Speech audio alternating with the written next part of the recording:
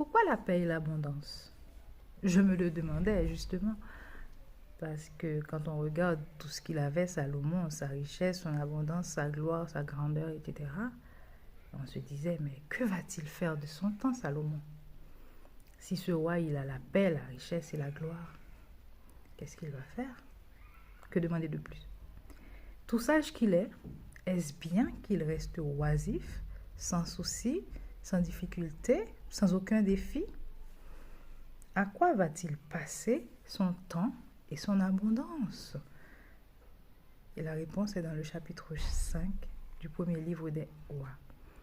Il passera son temps et sa richesse à construire le temple. Vous vous rappelez le temple que David voulait construire à Dieu et Dieu lui avait dit non, c'est Salomon qui doit le construire et David passait tout son temps à préparer la construction du temple. Eh bien, Salomon aura fait le choix, le sage choix, le choix sage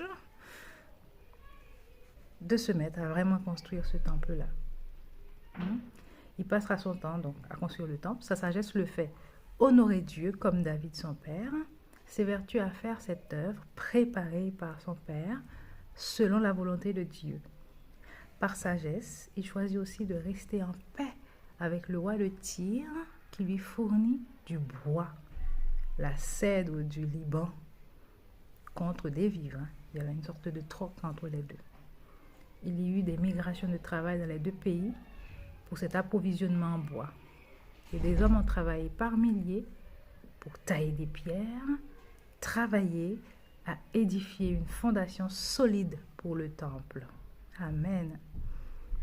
Des bataillons pour le temple. Vous voyez, quand on parle des milliers de personnes, comme des troupes, dans la Bible, on parle pas mal de rois qui réunissent des milliers de personnes pour la guerre, etc. David l'a fait d'ailleurs plein de fois.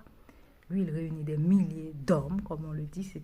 Il semble que c'était plus des hommes. Et pour faire quoi? Pas pour faire la guerre, pour bâtir le temple. Alors moi, qu'est-ce que je vais faire des moments de trêve que Dieu me donne? Des temps calmes, de joie, d'insouciance quand tu n'as pas trop la tristesse au cœur, la mort dans l'âme. Quand tu es bien, quoi. Quand tu es bien, qu'est-ce que tu fais? Eh bien oui, je vais bâtir le royaume de Dieu. Sur les routes des hommes, le Seigneur nous attend, comme dit la chanson, pour bâtir son royaume de justice et de paix, son royaume de justice et d'amour. Seigneur, j'ai envie d'être utilisé pour participer à la construction de ce royaume. Donne-moi la force nécessaire et la sagesse d'utiliser mes moments de trêve pour cette œuvre et non pour des choses viles, quoi.